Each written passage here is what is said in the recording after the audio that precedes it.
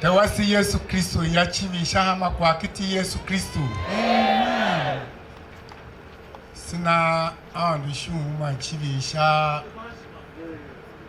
mkembene maushiada mlamsu wanjano elo kwa kae. Eliluna shiada na ha wokeyo shachiwo ewo pango kwala don shachiwo okpiri yo yamti he gengene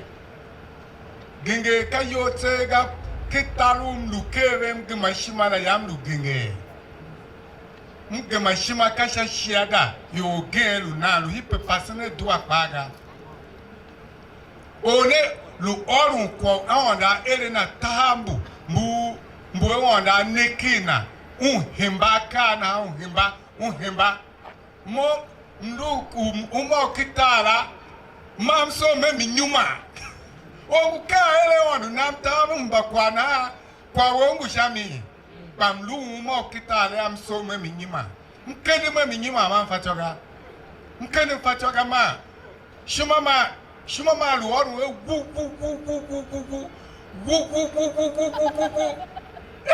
kanyi kwala kwana lu ikidami kaswa hichiri draft man pato nyima ga ma shima ka karen kra mam kalmi yu yeme kwa lu ditita wu andane nyo ha ya chia yo he na ha ma ka hatyo mbe mbava genge oru mare onu shihuru mare yavaka eloru kwa uchaji jingi mungu anyibanu gela okwa mude chaji jingi kamimi mude njeya shiada la nyokire to ama she chaji ni madwa yanyo sonu ne wanu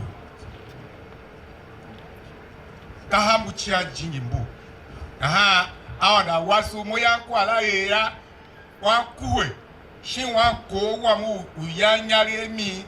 ki sha hongu lam takira so me wo patawan ko la kla kiti Yesu Kristo e ya cha jingi nyoya tawan ko la kla bi to yam je wa waji hato ti sha boko e mo mvaga mo o ngweda lo chamana yeme duaga Wesinete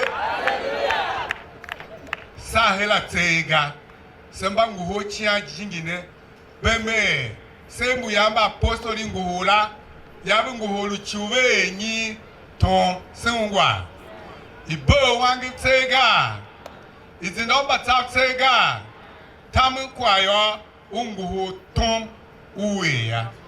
Wangi we